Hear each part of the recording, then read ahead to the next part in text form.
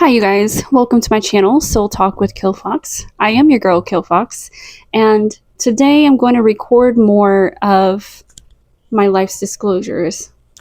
So, as you can tell, just as I had suspected, after I had posted those 3 videos, starting on this disclosure, it hit me really, really, really hard, like a ton of bricks, and I was down for until yesterday. Yesterday was felt my energy coming back. But I mean, that's just it was beautiful though. So here's something that I can say is that by telling my truth and my story, I can't tell you the bazillions of downloads that I received afterwards. It was crazy. It was crazy. A reminder of who I am, or part of who I am. Not everything, but remembering past life and remembering more. There were actually, so the parts of the story that I have already given you guys, I received clarity on a lot, if not most, of those situations that I had brought up. So before I continue talking about anything, I just want to make it clear that through all of my inner workings and healing for the past 6 years, the bad guy, my entire life I've spent myself feeling bad for the bad guy. Why? Because I know I can read people, so I know what they went through to behave like this. And it's terrible. And so I start to grow a heart for that. And I'm like, oh, okay, I'll have a heart for them.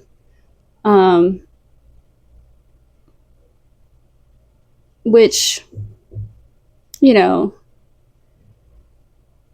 sorry, I'm reflecting at the same time. I should not be. I should just be like expressing. I'm so sorry. I'm telling you, I've been in like a meditative trance for like 5 days. It's crazy. It's like, I don't know if you guys have ever known anyone or where they can, what do you call it? I don't want to call it live sleep, but sleep while kind of consciously awake, I guess you could say. So your body is getting the rest, the deep, deep rest that it needs, but at the same time, it's like cognitively functioning. And in other words, like if a pin were to drop in the next room, I would be alert to it. I would be alert to anything that goes on within my surroundings, even if, or when I'm in a deep sleep, if I'm in meditative sleep, I guess you could say. Anyway, so I guess what I'm trying to say is that while I'm sharing all of these gruesome horror stories with you guys, don't think that I don't have a heart for these people. I'm not the kind of person where you beat me down and then I'm just going to destroy you because I'm smarter than that. I know how this world is supposed to be operating, which it's not entirely. Yeah,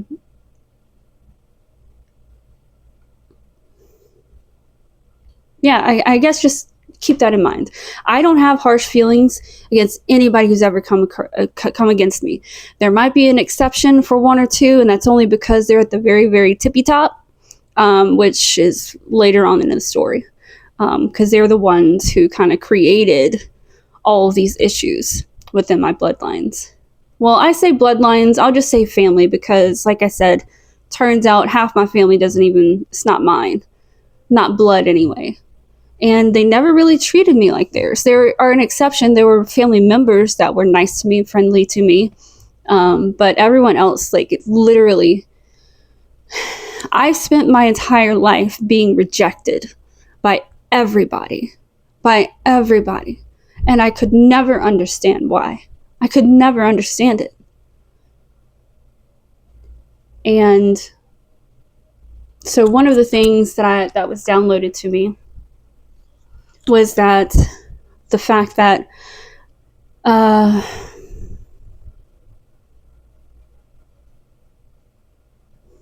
sorry, I'm debating on whether to share this or not, because as I share things,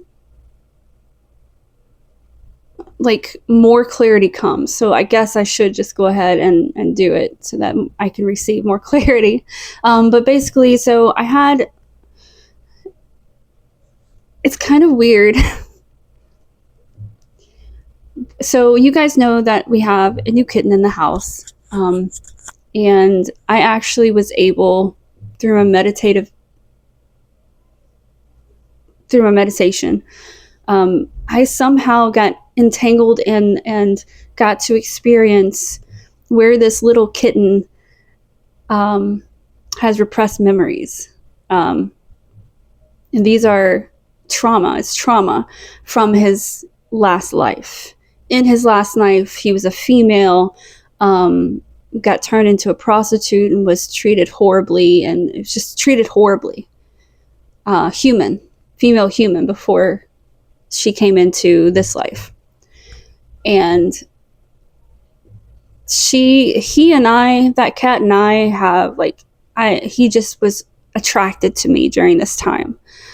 And during this time, that's when it all came to me. And he was sleeping as much as I was. And this little dude, he's like a mini shaman cat. He's one of those dudes where he sleepwalks a lot.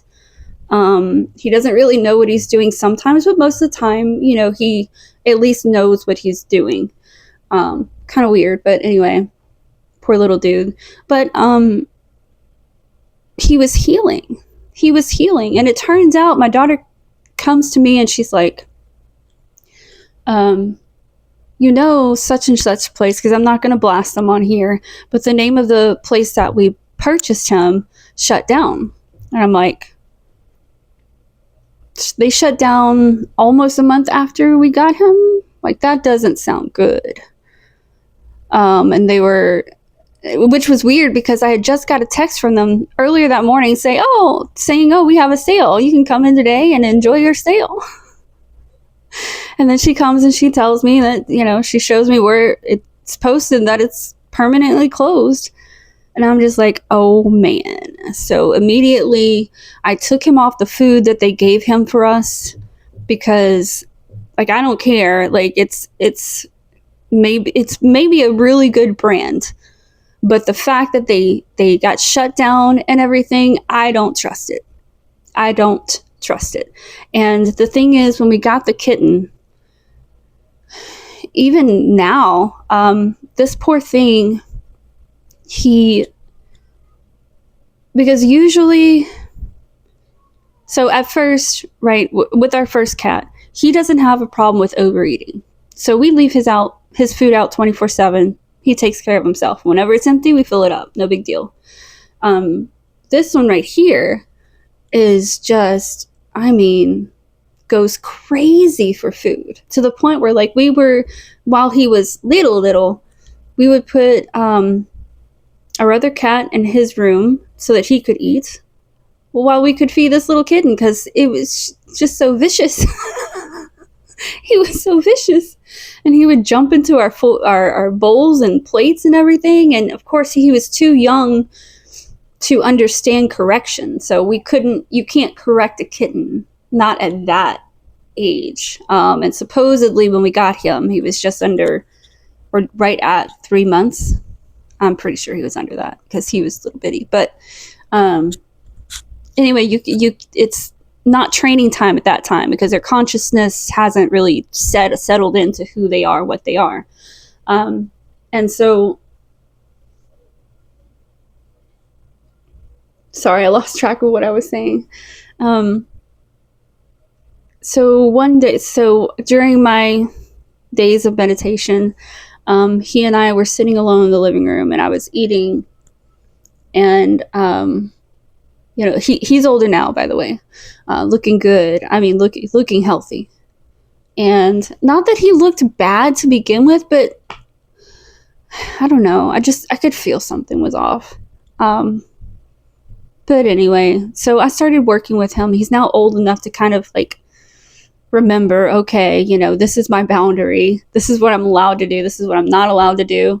Not with everything, but with this in particular, because to him, food is very important. So this is a great starting point to getting him training. But so what I had to do was I had to calm his anxiety about food. And the only way I could do that is to just keep food out for him 24/7, which, yes, did mean that he was going to overeat, and yes, does mean that I'm going to have to pay for more food in the meantime. But just so that he understands he's not being rejected from food, And if we have acceptable things that we're eating, we will share a bite.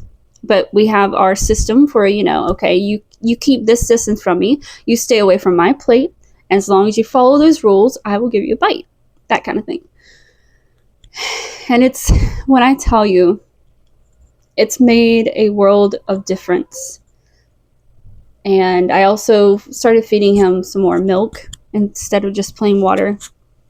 So things are going really, really well. Like I said, I don't trust it. We got that cat food originally, the kitten food, from the company that got shut down. So I don't want to chance it. I don't know what they did. I don't want to know. But I tell you what, we're not feeding them that anymore because they were very pushy about it, which is weird, right? But I think they were more or less trying to push so that I would subscribe to that particular food. Whatever the case, it just didn't feel right. And so, yeah, he's on a different kind of kitten food and loving it. Yes, he's eating hard food. Well, not fully hard. It's like, his size. He can chew through it, which he loves because, like I was saying in one of my videos, that he was teething. So it does help with that a little bit.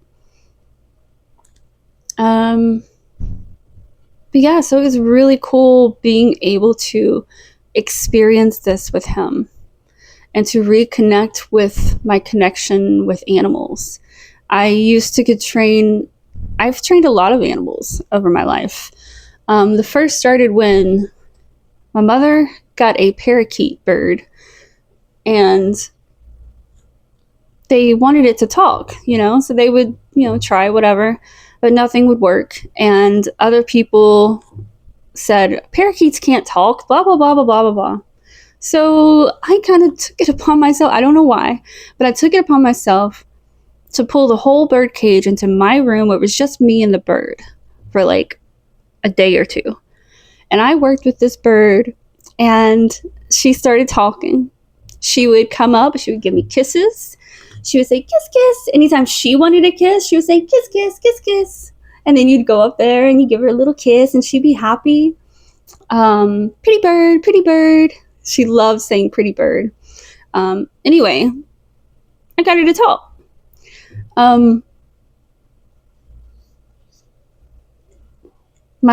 I've had a lap dog. She was a Shih Tzu / Pekingese. Yeah. And she was like my best friend. I was in high school, dude. Oh my God. She was like literally my best friend. And I screwed up, okay? Because I wasn't very educated on animals, right? And I literally split a whole Snickers bar with my fucking dog. Fortunately, she was perfectly fine. Nothing at all. But it was only like a month or two after I'd done that someone said something to me, and I was like, what the? Oh, I didn't know they weren't supposed to have chocolate. My bad. I'm like, I guess my dog's special. I don't know.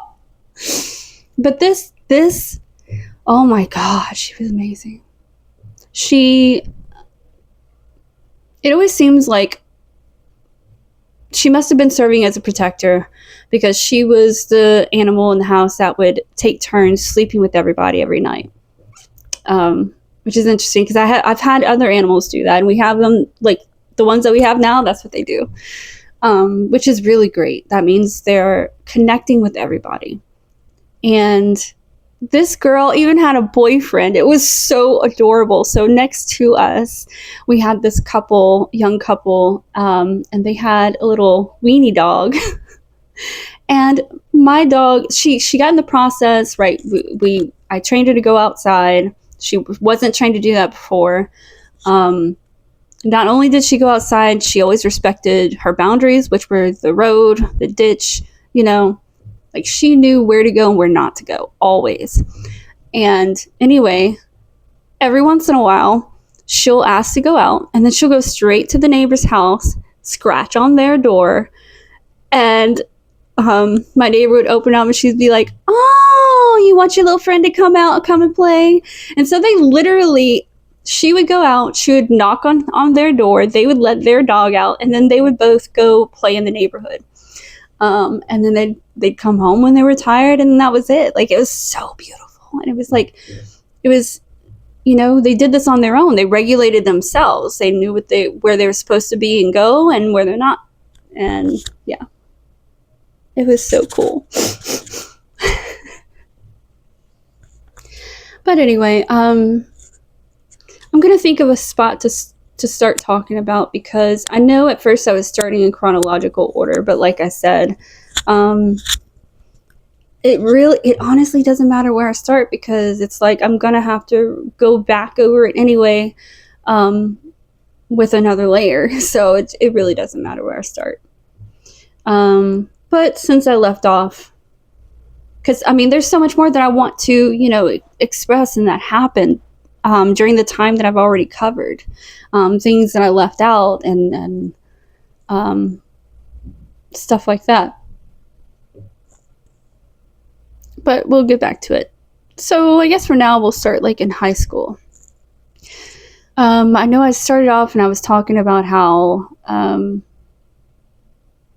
I graduated 8th grade, and I was mad because I think technically I graduated 3rd, but I was tied with somebody or something. Anyway, I wasn't happy with that, because I saw there was like 2 valedictorians. I saw the valedictorians and salutatorian, and I'm just like,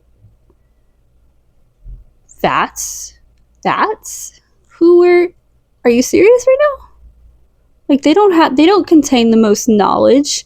They don't understand the world the most. Like, it really, really bothered me. So I was like, okay, well, fine. I'll do the fucking dirty work, as long as, I can be recognized, as being, I don't want to say, no, I'm not going to say it like that. I'm trying to be very gentle with the words that I'm using here. You have to understand that I am a very competitive person, but I'm only competitive with myself. I don't compete with other people. There's no fucking point. No point. So it wasn't that I was in competition with my classmates. It was I was in competition with myself, because I realized that I had wasted time goofing around in class, because yes, I knew the material, but because I didn't want to write my hand to death, I didn't get the grades that I actually deserve. Because we're supposed to be teaching things to people. And yes, writing and everything can help things to stick in our minds and stuff like this and that. But if it's already in my mind, don't deduct points from me. Like, I shouldn't be reprimanded because I know the information, but yeah, it was stupid. It was stupid.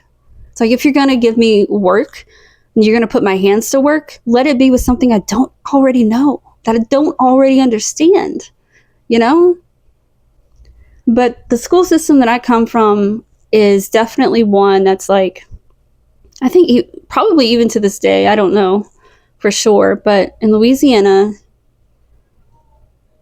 all sorry, I gotta retrace.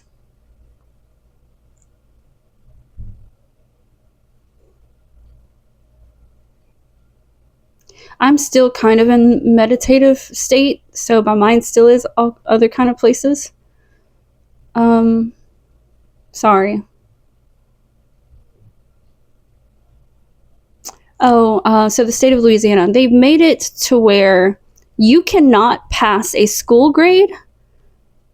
Let's take math, for instance. You can't just give me the answer. You have to do the work. But, okay, and that might be good enough to like show your work, to show how your thought process worked to get your answer, right? Okay, well, I can jot something down, whatever. But the moment that it becomes, oh, you didn't do this step, and then this step, and then this step, and so now you get the fucking thing wrong because I didn't do it your way, because I did it my way. So I get penalized for having the right answer, but not going about it the way that you tyrants want me to do it. That's so fucking stupid. That's the fucking stupidest thing I've ever fucking heard. Like, what the fuck? I have no idea what the fuck this world is thinking most of the time. I do not. Let's punish the people that already have the answers. No, you know what that system is called?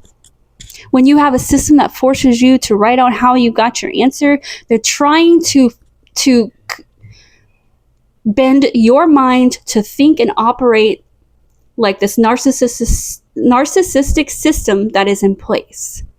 They want your mind to operate like theirs. If it's not logical, if it's not understanding, if it's intuitive, if it's come from any path other than theirs, it is wrong.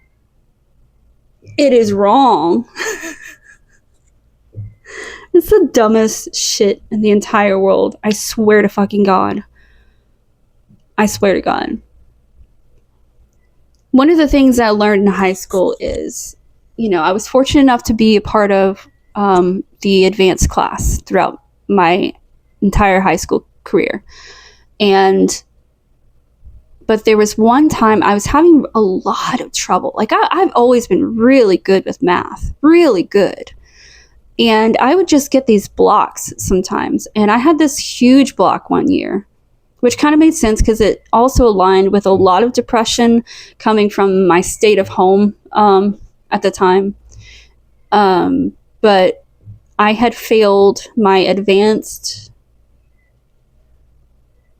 algebra 2.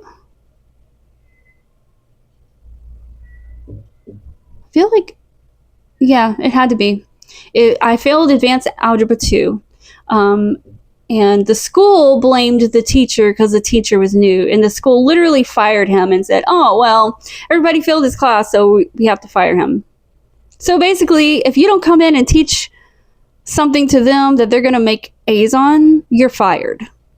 Like, screw challenging the kids. Screw teaching them something new. Like, oh.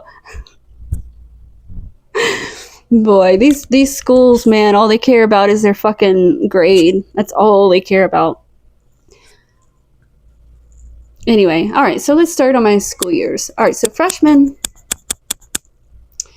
well, technically back when I was in 8th grade, at the end of the year, I decided that I wanted to be on the dance team.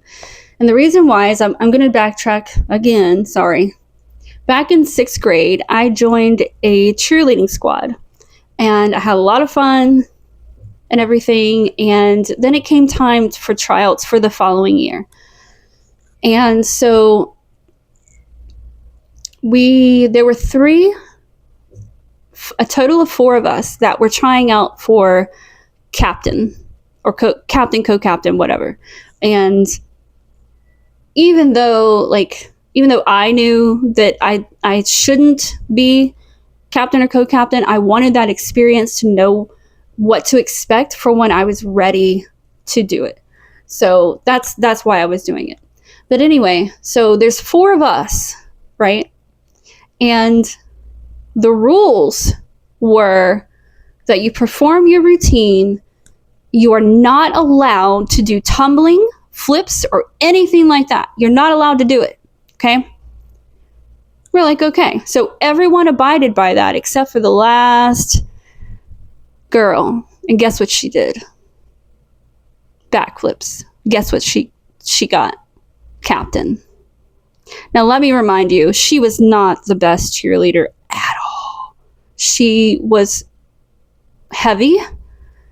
And the year before, our sponsor, which was also my homeroom teacher, she had a lot of favoritism towards this girl. And she made us put this fat kid in the fucking air.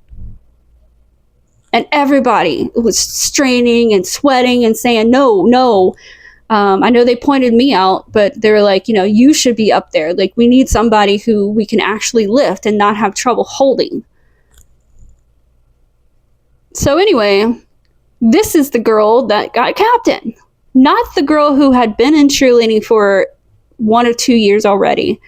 She had great leadership skills, very clean. She could probably have done a flip, but she actually was, obeying the rules. That's who should have been captain. But no, we have to play favoritism because that's the only thing that Independence, Louisiana knows how to do is favor their own people. Anyway, so every girl that tried out for that, besides the captain, fucking quit. Like, nah, bitch, we ain't listening to her. Fuck no. Do you know the things she's gonna make us do? Like, oh my God, no, nobody wants to do that. And so, yeah, we all quit. And then I think they allowed younger kids to come in and cheer on that team for that year. I'm not gonna lie, it sucked. But anyway, that's just my opinion. My opinion, okay? And so here comes the end of 8th grade. I hear that there are dance tryouts going on. We were the Tigers, so it was an audition for the Tigerettes. And my whole life up until this point, like, I've lived in poverty, right? Like, everything that I have done has been, people donating or willing to cover. That's how I was able to do cheerleading.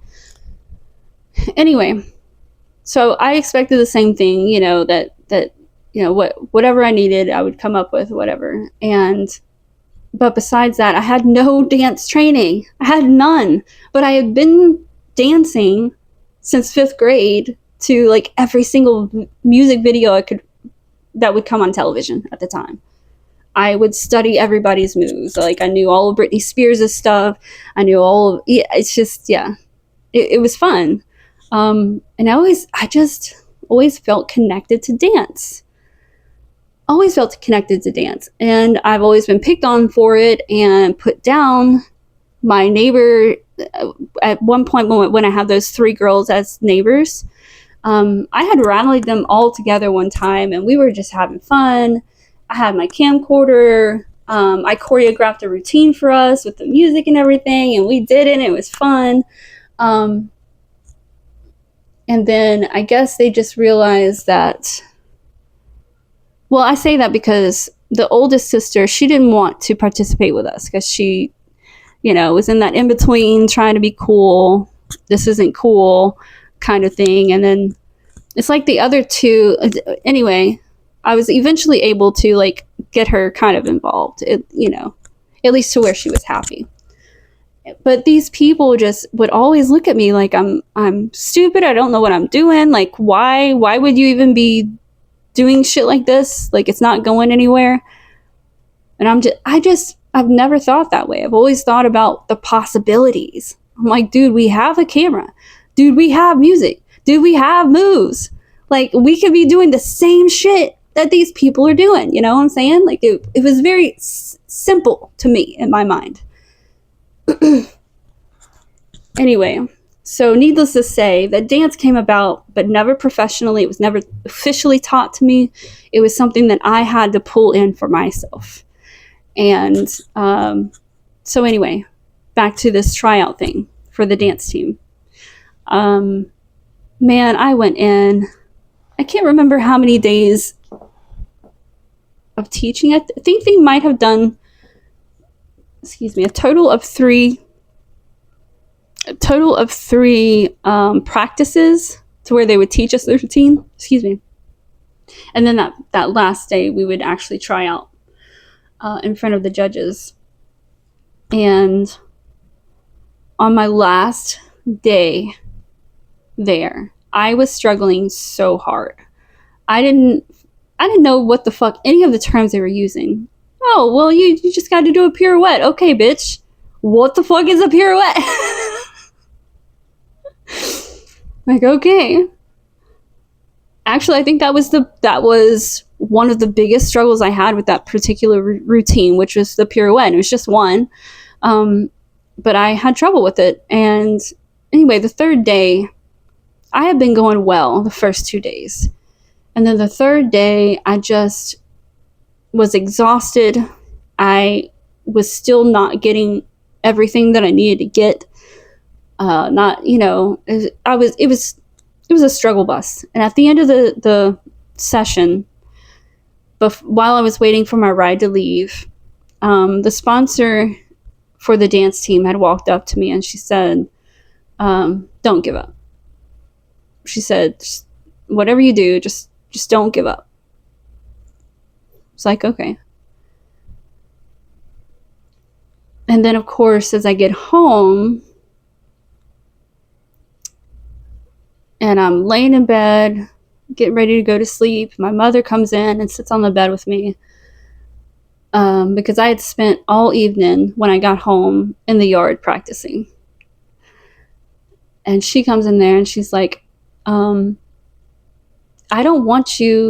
just don't want you to get your hopes up. I don't want you to be disappointed if you don't make it. But it would have been one thing if she had just said that much. But she kept on and on and on to where, like, until here recently, I honestly couldn't have told you that she was being malicious about it. But she was being malicious about it. And then suddenly I made the team. And then suddenly everybody's so fucking proud of me and happy, right? People have done that in my entire life. Like, when I got into my dance career as an adult, it was like, oh, well, yeah, why? I don't understand. Why does she want to do ballroom dancing? I don't understand. It's not going to make her the money. Blah, blah, blah, blah, blah, blah, blah, blah, blah. And true, I didn't make a whole lot, but it was the fact that it was something that I loved and it paid the bills. It paid my mother's fucking bills. She didn't complain about that. She complained about everything else, but she didn't complain about that. But everyone puts me down. And then, like, my first showcase that I did as a ballroom dancer, those same fucking people had the balls to come up to me and say, I knew you could do it all along. We always knew she could do it. We knew. No, the fuck you didn't. Or if you did, you must have deliberately placed blockages on my path. One of the two. It's not both. And so anyway, back to the high school and the tryouts. I did make the team.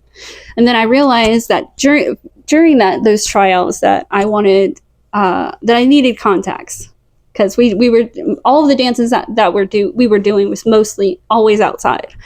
And it just was not going to be a feasible thing for me to dance around in bulky glasses that slide right off with the sweat and everything. So then I also got into contacts at that point.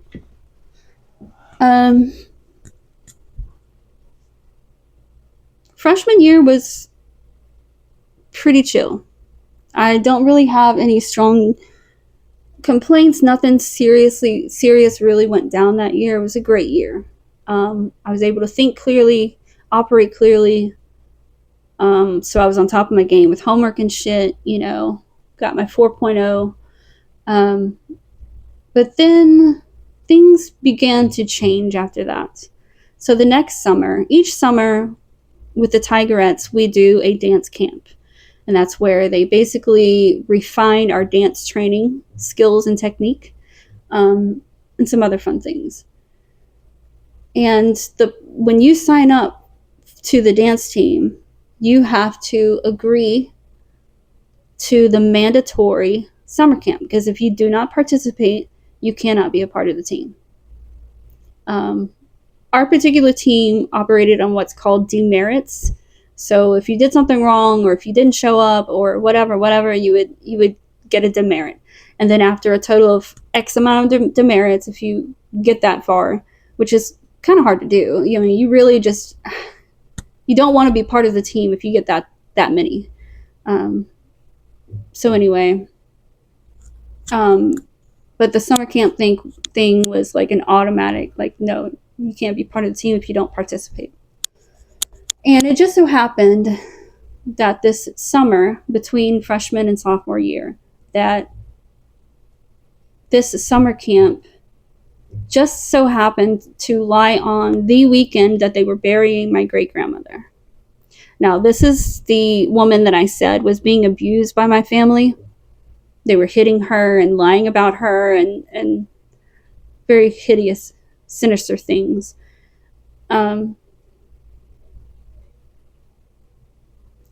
But that summer was when I got good at dancing. I mean, mad good. So that weekend, I went into the summer camp, and I was so filled with anger that this stupid system would not even allow me, because it's not a direct parent, a mom or dad. I was not given the ability to go attend my great-grandmother's funeral. Like, I fucking hate that shit, that any company does that, because not everybody has a mom and dad, but there are people in our life that are mom and dad. You know what I'm saying? So yeah, no, I might not be blood related, but this is my world, and this I shouldn't miss their funeral. That's so fucking stupid. I mean, it's a funeral. It's like 2 hours long. If anything, give somebody a fucking break to go, pay their respects. Anyway, I was mad. I was furious that I had to be there. And I just took it out in my dancing. And that attitude, that anger, it did something to me. It made me untouchable. So while the previous year I struggled in summer camp, that year I didn't struggle at all. I got all first places. Every fucking thing I did was first place. But at the end of the second day, because it's a total of 3 days, at the end of the second day, I broke down. I didn't intend to. We were just on break. We were in the bathroom, and I just started crying. And everybody's like, what's wrong? And I'm like, I shouldn't be here. I need to be with my grandmother. Because that was the night of the funeral. It was on a Saturday night. And so the sponsor comes in, and because I guess the girls got upset about me crying, And so she asked me, and I told her, and then that's when she made the decision. She's like, go ahead, call your parents, go to the funeral. I think she must have given me the next day off, because I was there when they buried her. And I don't remember participating in like the final stuff at the dance camp. So fortunately, I was able to attend her funeral. I was able to see her into the ground, spend that time with my family as we were grieving. And yeah, so it was like a catch-22. I lost someone that I really loved, but at the same time, I gained this new superpower.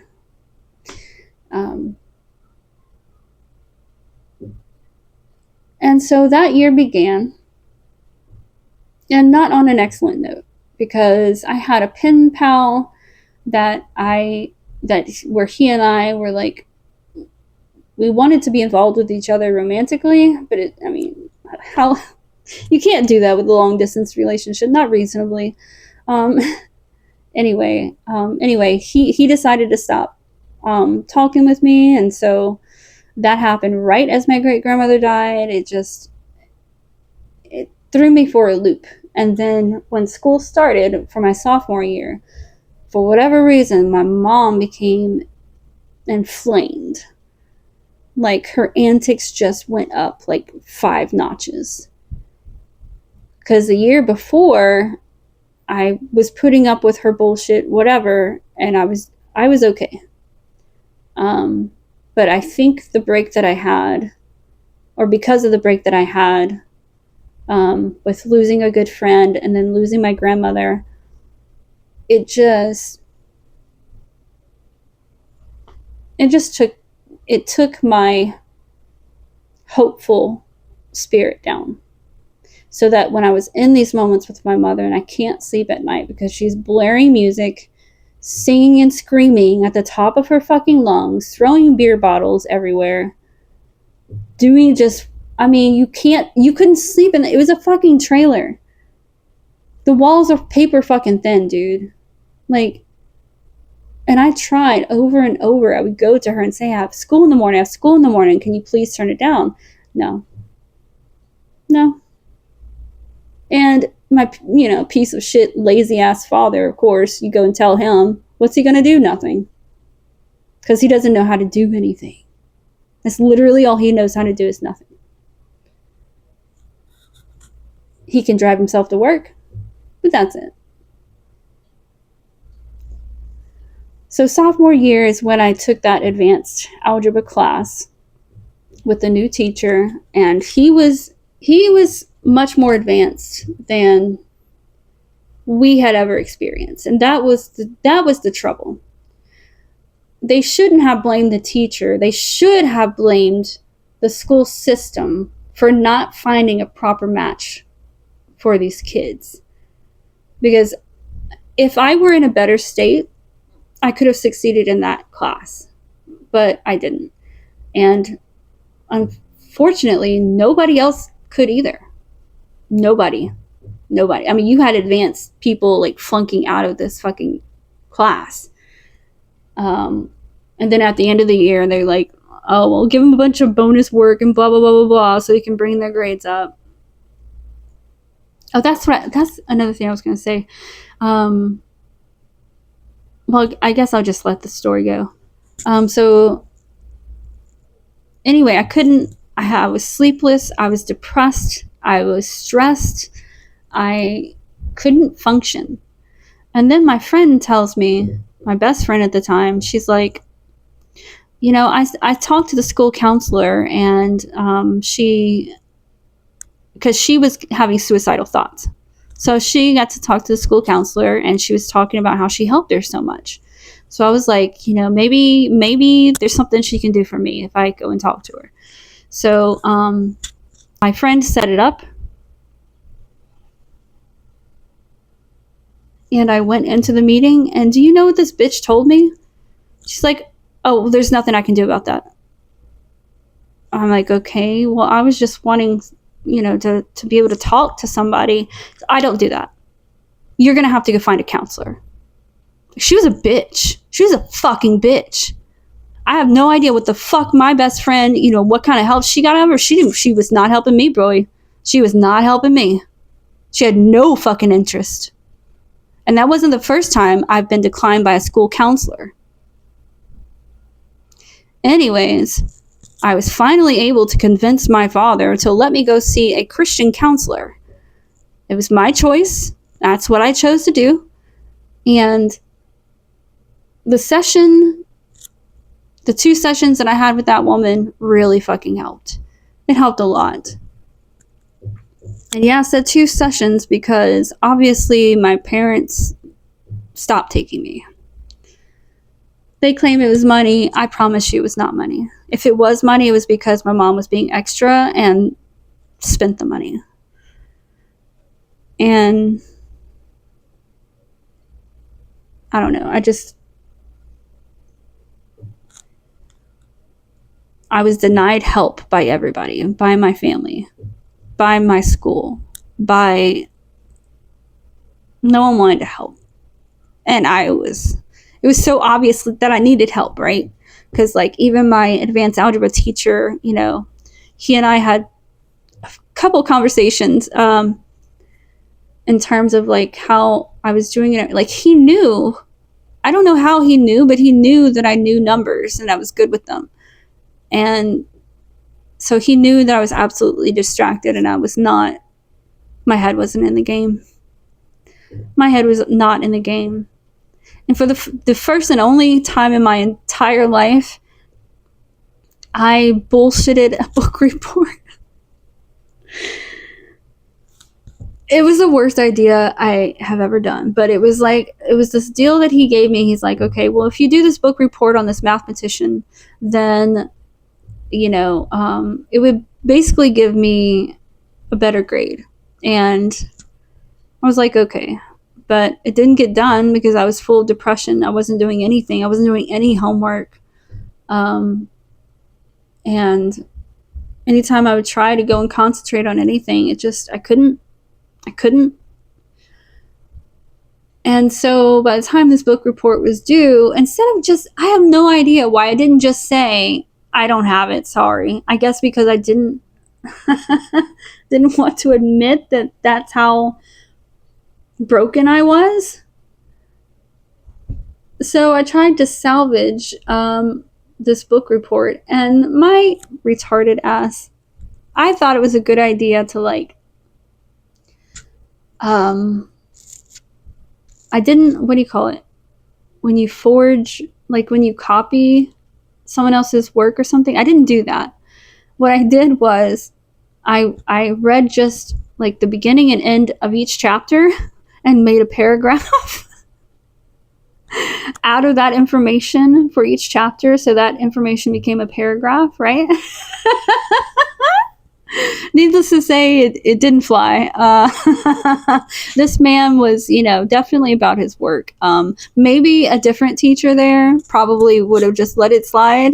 But no, not this guy. He was a smart one. So anyway, but I do feel bad for him that he was fired in that way, but not just fired. There was an article put out in the newspaper where the superintendent is just dogging this dude because nobody passed his class. Are you fucking serious? So I failed algebra, obviously, that year. And so the next year, I decided to do regular algebra instead of doing the advanced class. I thought that because, again, I think everything is my fault, especially when I was younger. So I was thinking, okay, well, I need for this to be dumbed down to me. So maybe if I just do a regular class, I'll be all right. Dude, I got in that class, which is taught by the same teacher that teaches advanced algebra. You know what she taught me? Nothing. You know what she taught the class? Nothing. Do you know what we did the whole time? Work from the book. She didn't teach us it. She didn't teach it to us. She didn't do anything, dude. She wouldn't even have conversations with us like she would the advanced kids. She stayed outside of that fucking class all the time. Just yapping. And then I realized, I'm like, wow. So when it's an advanced class, then you want to teach. But when it's not advanced, you literally won't even try. You don't even try. You walk out of the fucking classroom.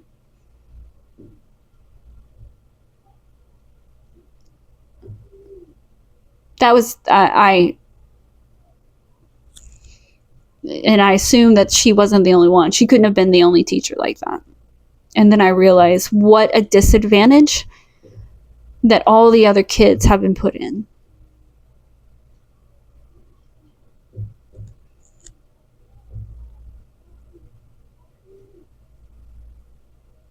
So, junior year,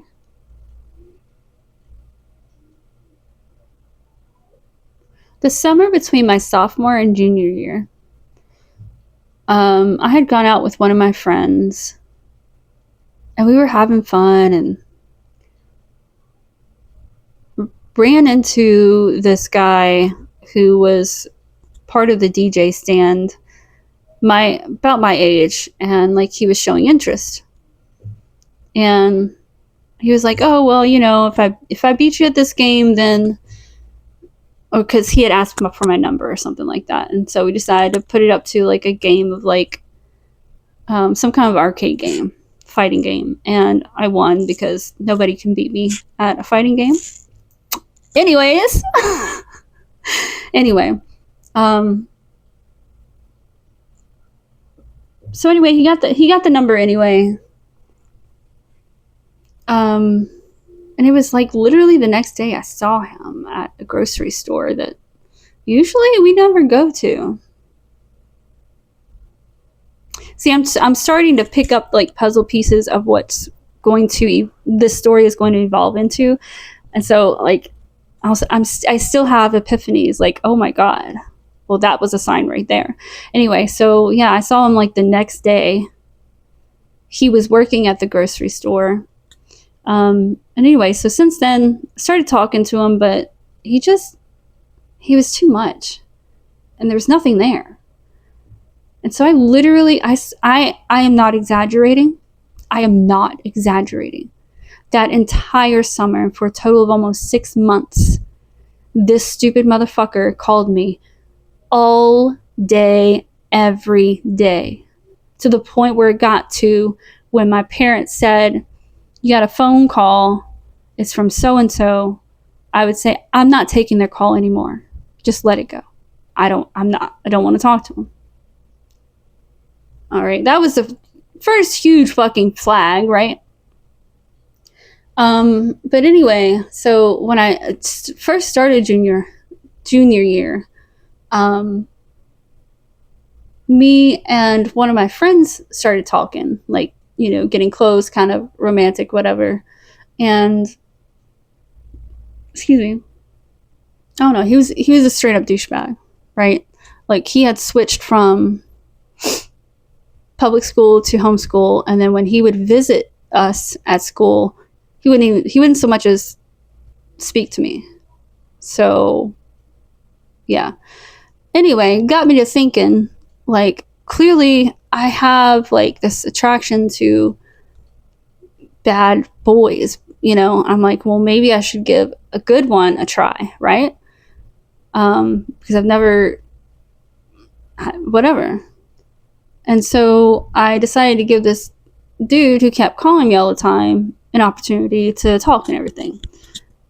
And we found some common ground and went out for a few times. And everything seemed really, really fine and great. It wound up to where like I meshed better with his family than I did him. Because I don't have a family. They don't care what I do. They don't care what I'm doing after high school. They don't give two fucks, and this family wants to know, like, what are my plans? And, as time goes by, his dad was like giving me ideas and plans and this and that. And, he's like, well, what are you going to do? I told him what my idea was. He's like, you're too smart for that. You need to be doing blah, blah, blah, blah, blah. And I'm just like, nobody's ever said that to me. Anytime I talk about college, my dad would say, fuck no. I'm not paying for no college. I'm not paying for it. I'm not paying for it. I'm not paying for it. That's all the fuck he would say all the time. I'm like, dude, I'm not going to college on your money. Fuck you, first of all. Secondly, it's scholarships. Because I did work my ass off in high school and I earned my right to go to fucking college. Just a side rant there. Because that was a conversation my dad always tried to bring to my attention, because I would be talking about credits and this and that and getting ready and making sure I had what I needed that would qualify me for university or college. And it would piss him off. You're not going to college. You're not going to college. How you gonna pay for it? I ain't paying for it. I ain't paying for it. Like a fucking baby, dude. Anyway, which I understand now is a more complicated situation. I think it's because he realized that I wasn't his biological child and he wasn't going to be footing the bill for that. Oh my God. So the summer before I get more deep into the boyfriend that I just started talking to you about, getting into his family, I'm going to talk a little more about my dancing since that's what I started with. The summer between sophomore and junior year.